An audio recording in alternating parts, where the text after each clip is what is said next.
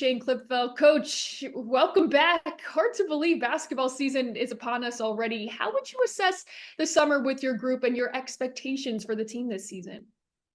Yeah, I think we've had a good summer overall. A year ago we went to Europe and we had a little extra long summer, and it, frankly, as rewarding as that was, I wasn't crazy about it. So I preferred this more of the 6.5, 7 week normal routine. And, we got a new strength and conditioning coach that we were exposed to this year, and that kind of helped get us acclimated to her in the weight room. So it's been good. It's gone really quick as always. And I think this morning when I went outside and it was 40 degrees, I'm like, okay, now it's starting to feel like basketball outside too. So game on. Yeah, definitely helps when the weather starts to change and get in the mood.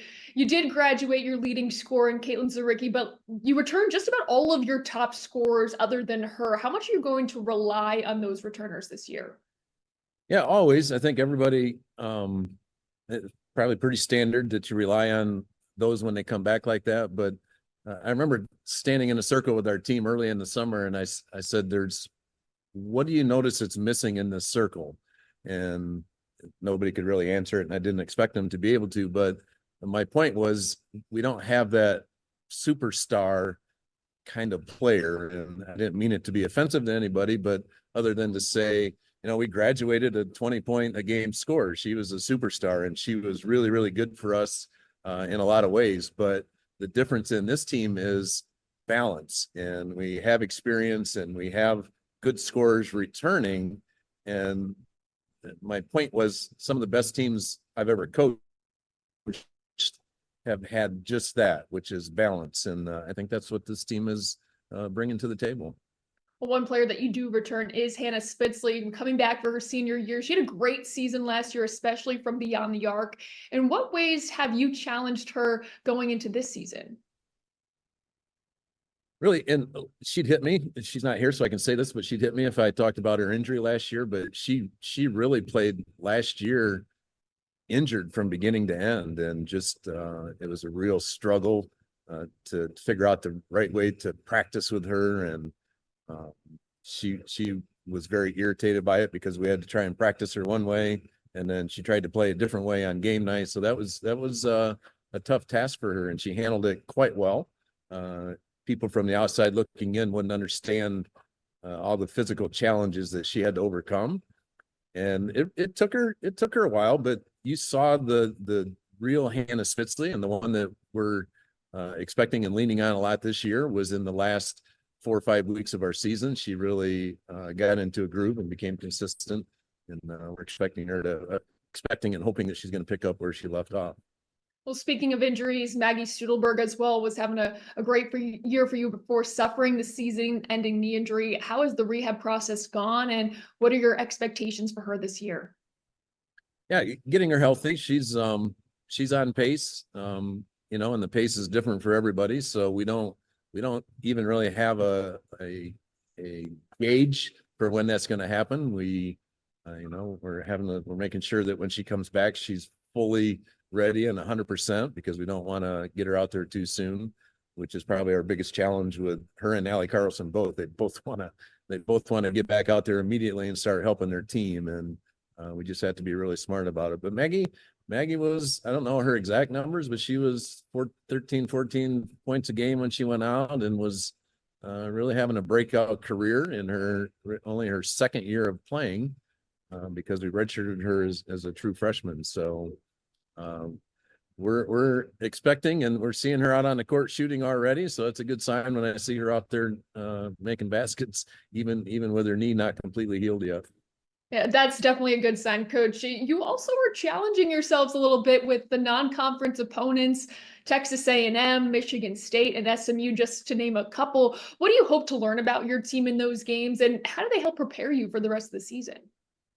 Yeah, that's pretty normal for us. Sometimes we even get a little more ambitious than that, but this year worked out good with getting the Texas trip, and we try and find somebody that will entertain us in a part of the country that we wouldn't go to ordinarily. So a couple of years ago, we went to Colorado and spent some time out in Colorado with Colorado and Colorado State, and We went to California and played two teams out there in Southern California and Northern California in the same trip. So it's pretty common to see us do that. And obviously we're playing, theoretically and RPI and net rankings well above what we're going to see in the conference as a whole. So I think it just gives us a taste of when we make that NCAA tournament or even a WNIT appearance, that's the potential of the kind of opponent that we would have to beat in a first round game. Yeah, no question. You mentioned how this team is going to look different this year, obviously. Losing what was a 20-point score, you talked about needing to have more balance. How does that challenge you as a coach from season to season in terms of adjusting how you have to coach, knowing that the team style of play is going to look pretty different this year? Yeah, I mean, I think that's coaching is you have to see what you're good at. You have to recognize your strengths, and then you have to put your team in positions of strengths and try and keep them away from things that might be weaknesses for you. So I think that's coaching 101 as a whole. And I make it sound easy. It's not, but I think that's typically what our staff is pretty good at, is recognizing ways to put our players in positions of their greatest strengths. And we're going to look we're going to look the same in some aspects of our offensive philosophy, but we're also adding some new stuff that I think enhances and brings out the types of players that we have this year. And kind of off of that, what do you hope the identity of this group is this year? Well, this team knows we always start with defense. We're in practice number 8 today, so we're about 25% of the way in. And I'm not telling you we're not working on offense, but we're about 75% defense and about 25% offense, which is maybe common, maybe uncommon. I don't know how everybody else does it, but we challenge them. We say if we can get them to play defense like their pants are on fire and fly around and make things happen. And when we make mistakes, we're making them because of hustle, but we're also fixing those mistakes with hustle. Then we're going to have a good chance to win, because somebody way smarter than me said it. You've got to be able to win basketball games when the ball just doesn't go in the hoop for you. Yeah, absolutely. Well, Coach, before I let you go, I do want to ask you about the level of competition that you see on a nightly basis in the MAC. Last year when Kent State won, there was a lot of discussion whether we'd see potentially Toledo and Ball State also make the NCAA tournament, given their strength of schedule, what they were able to accomplish in the MAC and in the non-conference. What can you say about the level of competition that you face on a nightly basis in this conference? Yeah, it's as good as anywhere, right? I mean, it prepares you. I think the thing that the MAC always can hang their hat on is the parity. The parity in this conference has always been and will continue to be, I think, very, very good across the board. That's why we've had some runs of year after year after year champions, but it's unusual for anybody to be able to string that many in a row together because of the parity that the MAC presents itself with. And in terms of getting, this is a bit of a political statement, and I'll be careful how I say it, but I think the net rankings compared to the RPI rankings gives us issues in postseason, because it's just it's a different system than the RPI was set up for. It's we all collectively don't know the best way to try and prepare our teams to get. We do, but it's difficult to do to get ourselves in positions of having net numbers that are worthy of getting that second team in. So what I can tell you is this conference coaching staff as a whole recognizes that. We talk about it in scheduling. We've done scheduling in a way to enhance that over the years. And now we have to crack that nut with the net numbers and figure out how we get our numbers up for that. Yeah, absolutely. Well, Coach, thank you so much for taking the time. We really appreciate it. And we look forward to seeing you again soon this season. All right, my pleasure.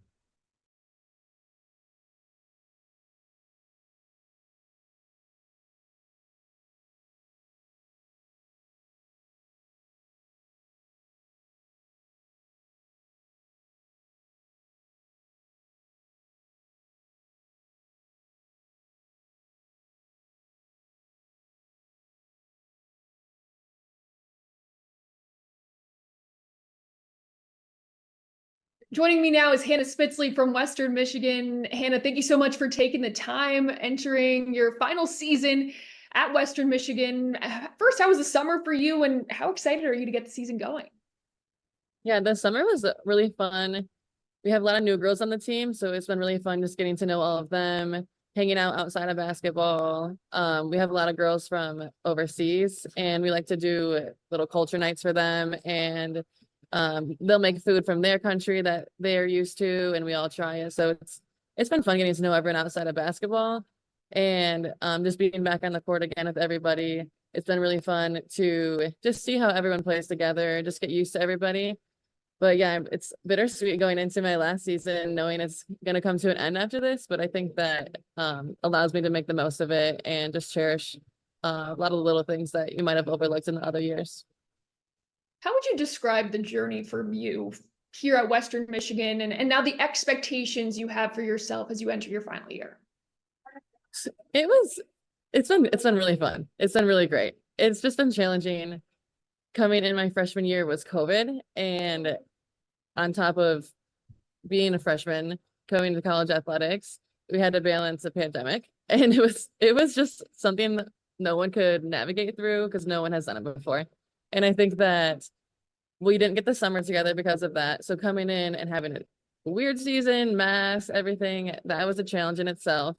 And then years after that, we have just faced a lot of injuries. And I think just being adaptable to that and just trying to stay focused on our goals and staying positive through all of that has been challenging. But now I think we're in a good spot where I have done all of the craziness and a lot of the really hard things. And I'm just focusing on my love for basketball and how much fun it is and why we started in the first place. So I think that this last year for me, I just had the opportunity to enjoy basketball for what it is and enjoy that my teammates. So that's what I'm most excited for. Well, Coach mentioned some of the returners. You included being called upon in terms of leadership roles. What does leadership look like for you? From my experiences through high school and through college so far, my best idea of leadership is through example. I think that when you come in as a freshman, you are nervous, you don't know what's going to go on. It's your first time doing a lot of things. And having someone that you can look up to just by the way they're acting, the things that they're doing, sets a really good example of what to do for yourself. And then on and off the court as well, I think on the court, you have those leaders who are talking constantly, who are helping you through different things. I think that helps so much, just a transition for everybody and just brings everyone together. You understand where everyone should be at all times. And I think that gives comfort to others, knowing that someone's always got your back. If you forget something, if you aren't sure exactly why something's happening, you can just watch. You can watch what they're doing and understand that, okay, if I can do this the way she is, then it's okay. Yeah, that's awesome. And Coach also mentioned that, this team is going to look a lot different than it did last year in terms of balance across the board. What do you hope the identity of this team is? I think our identity so far all summer and continuing on is just that everyone is capable. That Coach mentioned we don't have some super all-star on our team. I think that everyone is confident and they know that their teammates support them, that everyone knows that I'm fully capable of stepping up and making that shot, that the extra pass is for me and I should shoot it. And I think that people on this team know that and they're confident in themselves. So I think that is kind of like our thing right now. Like everyone can do this and it's going to be the best if we do it together.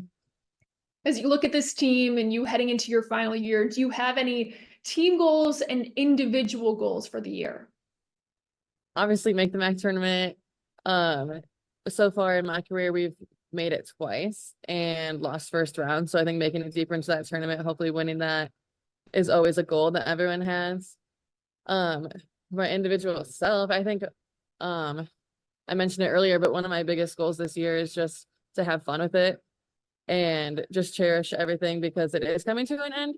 And I think in turn that not overthinking so many of the small things and just focusing on why we're doing this in the first place has made basketball come easier to me again. And I think just the biggest thing for me is not overthinking it. So just understanding that not everything's that deep and it's not that big of a deal.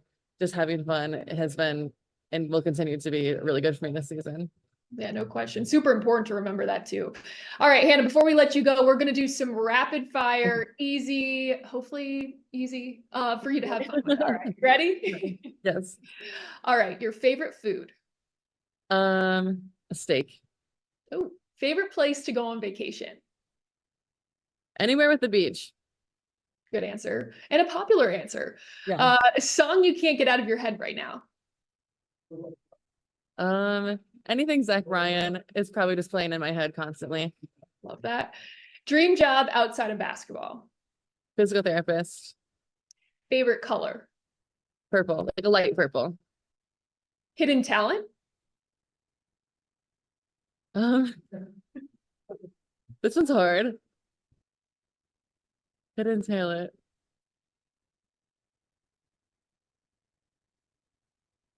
I'm a really good fisher.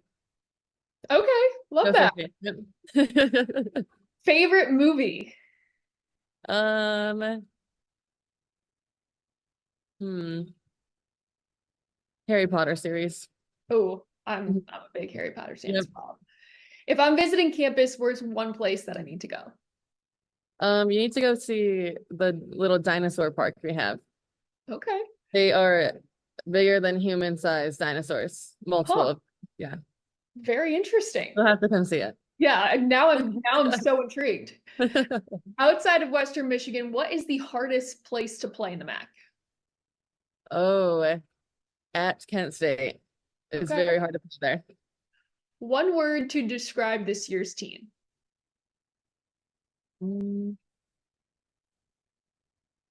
Competitive.